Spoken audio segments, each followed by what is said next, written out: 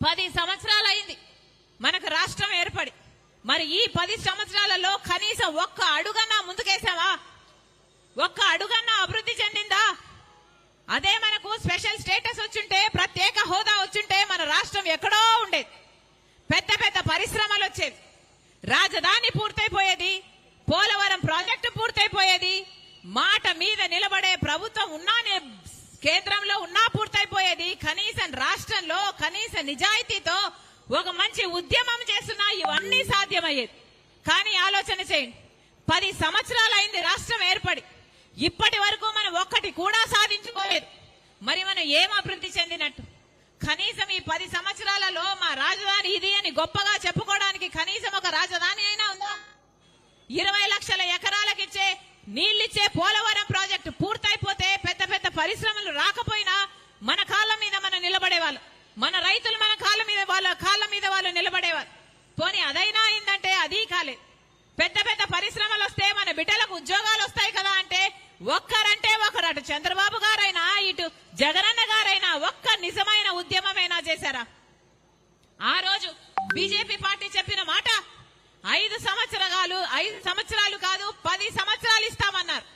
తిరుపతిలో మోడీ గారు అదే పనిగా సభ పెట్టి ఆంధ్ర రాష్ట్ర ప్రజలకు వాగ్దానం చేశాడు, 10 సంవత్సరాలు ప్రత్యేక హోదా ఇస్తామన్నారు. ఆ రోజు చంద్రబాబు గారు అన్న మాట 10 సంవత్సరాలు అయిపోదు 15 సంవత్సరాలు కావాలి అన్నాడు. ఆ తర్వాత 15 సంవత్సరాలు అన్న చంద్రబాబు గారు ముఖ్యమంత్రి అయితే కనీసం ఒక్కసారైనా ప్రత్యేక హోదా కావాలి అని బీజేపీతో కొట్లాడలేకపోయాడు, ఒక్క నిజమైన ఉద్యమం చేయలేకపోయాడు. ఆ రోజుల్లో జగనన్న గారు ప్రతిపక్ష నాయకుడు.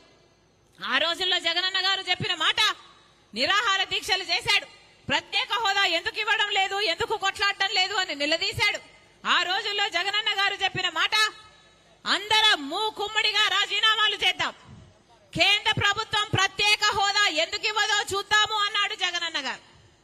మరి జగనన్న గారు ముఖ్యమంత్రి అయినాక ప్రత్యేక హోదా కోసము ఎంతమంది రాజీనామాలు చేశారు? మూకుమ్మడిగా ఎంతమంది రాజీనామాలు చేశారు? రాజీనామాలు కాదు కదా, కనీసం ఒక్కసారైనా ప్రత్యేక హోదా కావాలి అని మీరు మోడీ గారిని నిలదీయగలిగారా? ఒక్క నిజమైన ఉద్యమమైనా చేయగలిగారా? మీరా మాట మీద నిలబడేది. రాజశేఖర రెడ్డి గారు మాట తప్పకుండా మడమ తిప్పకుండా పరిపాలన చేశారు. మాట కోసం ప్రాణమైనా ఇచ్చేవాడు రాజశేఖర రెడ్డి గారు. మరి ఏమైంది? జగనన్న గారు పూర్తి మద్యపాన నిషేధం అన్నాడు, ఆ మాట నిలబెట్టుకోలేదు. ప్రత్యేక హోదా అన్నాడు, ఆ మాట నిలబెట్టుకోలేదు. మరి ఇదేనా రాజశేఖర రెడ్డి గారి ఆశయాలను నిలబెట్టడం అంటే? ఈరోజు మన రాష్ట్రంలో 8 లక్షల కోట్ల అప్పుల కుప్ప ఉంది. 8 లక్షల కోట్ల అప్పులు చేశాడు జగనన్న గారు. పోనీ ఇంత డబ్బు తెచ్చారే, మన రాష్ట్రంలో దేనికైనా డబ్బుందా? దేనికి డబ్బుంది? బీడీ బిచ్చము కళ్ళు ఉద్దరా అని ఒక సామెత ఉంది, విన్నారా?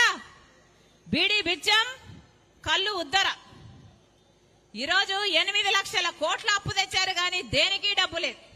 రాజధాని కడదామంటే డబ్బు లేదు, పోలవరం కట్టుకుందామంటే డబ్బు లేదు, పెద్ద పెద్ద పరిశ్రమలు పెట్టుకుందామంటే డబ్బు లేదు, ఆఖరికి రోడ్లు వేసుకుందామంటే డబ్బు లేదు, జీతాలు ఇవ్వాలంటే డబ్బు లేదు, ఫీజు రీయింబర్స్మెంట్ ఇవ్వాలంటే డబ్బు లేదు.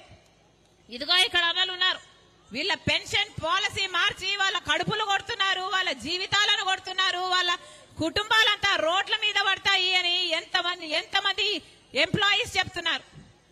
సిపిఎస్ వద్దంటున్నారు, ఓపీఎస్ కావాలని అంటున్నారు. కాంగ్రెస్ పార్టీ అధికారం లేకొచ్చినాక పాత పద్ధతిలోనే మీకు ఓపీఎస్ ఉంటుంది అని ఈ విషయాన్ని మేనిఫెస్టోలో కూడా పెడతామని మాటిస్తున్నాం. ఏమైంది? ఒక్క రకంగానైనా బాగుపడ్డామా? ఒక్క రకంగానైనా సాధించుకోగలిగామా? 8 లక్షల కోట్ల అప్పుల కుప్ప ఈ రోజు మన రాష్ట్రం నెత్తి మీద ఉంది. దీనికి ఎవరు సమాధానం చెప్పాలి? రాజశేఖర రెడ్డి గారు బ్రతికున్నప్పుడు రాజశేఖర రెడ్డి గారు ప్రజల మనిషి, ప్రజల మధ్యలో బ్రతికిన మనిషి.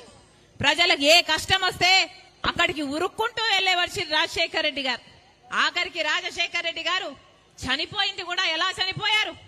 రచ్చబండకని ప్రజల దగ్గరికి వెళ్తూ చనిపోయాడు రాజశేఖర రెడ్డి గారు. అది రాజశేఖర రెడ్డి గారు, అది వైఎస్ఆర్ మార్క్. ఇప్పుడు జగనన్న గారు పెద్ద పెద్ద కోటలు కట్టుకున్నారు, ఎప్పుడు ప్రజల మధ్యలోకి రారు. ఇప్పుడు ఎలక్షన్లు ఇచ్చాయి కదా అని ఇప్పుడు వస్తున్నారు జగనన్న గారు. ఇప్పుడు సిద్ధం సిద్ధమని బయలుదేరారు. దేనికి సిద్ధం సార్ అని అడుగుతున్నాం. మళ్ళీ 8 లక్షల కోట్ల అప్పు చేయడానికి మీరు సిద్ధమా? మళ్ళీ బీజేపీ పార్టీతో అక్రమ పొత్తు పెట్టుకోవడానికి మీరు సిద్ధమా? మళ్ళీ బీజేపీతో మీ దోస్తీ కోసం మళ్ళీ ప్రత్యేక హోదాను తాకట్టు పెట్టడానికి మీరు సిద్ధమా? మళ్ళీ పూర్తి మద్యపాన నిషేధమని మోసం చేయడానికి మీరు సిద్ధమా?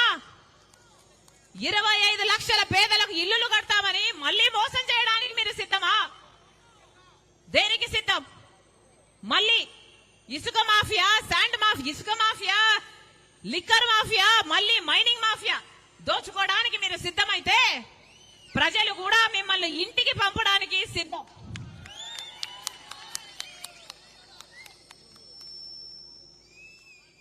మళ్ళీ చెప్తున్నాం గత 10 సంవత్సరాలుగా బీజేపీ పార్టీ మన రాష్ట్రానికి ఒక్కటంటే ఒక్క వాగ్దానం కూడా నిలబెట్టుకోలేదు. ప్రత్యేక హోదా అన్నది మన రాష్ట్రానికి సంజీవిని లాంటిది. 10 సంవత్సరాలైంది, కనీసం ఇప్పుడు మాట కూడా మాట్లాడడం లేదు. మొన్నటి వరకు జగనన్న గారు మాకు మెజారిటీ, వాళ్ళకు మెజారిటీ తక్కువ వస్తే మేము డిమాండ్ చేసేవాళ్ళము అన్నారు. ఇప్పుడేమో వాళ్ళకి ఇప్పుడు 350 సీట్లు వస్తాయి, ఇప్పుడు డిమాండ్ చేసే పరిస్థితి కూడా ఉండదు అంటున్నారు. అంటే అలా అసలు ఎలక్షన్లు కాకముందే బీజేపీ గెలిచేసినట్టు, చేతులు ఎత్తేసినట్టు, అసలు ఇంకా ప్రత్యేక హోదా ఎప్పుడూ రానట్టు మాట్లాడుతున్నారంటే ఇక వీళ్ళ నాయకులు, వీళ్ళ తెచ్చేది ప్రత్యేక హోదా, వీళ్ళ వల్ల అవుతుందా తేవడం ప్రత్యేక హోదా? అంతకుముందు 5 సంవత్సరాలు చంద్రబాబు ముఖ్యమంత్రిగా ఉన్నారు, చేతనైందా చంద్రబాబు గారికి ప్రత్యేక హోదా తేవడం? ఇప్పుడు జగనన్న గారు 5 సంవత్సరాలుగా ముఖ్యమంత్రిగా ఉన్నారు. ఏం పీక్కున్నారు? ఏం చేశారు? ఏం గాడిదలు కాశారు? ప్రజలకు ఏం సమాధానం చెప్తారు? ప్రజలు నమ్మి కదా మీకు ఓట్లేసింది. 5 సంవత్సరాలు అధికారంలో ఉండి ఒక్కసారైనా ప్రత్యేక హోదా గురించి మాట్లాడారా? మాకు పోలవరం ఎందుకు కట్టడం లేదు అని మాట్లాడారా?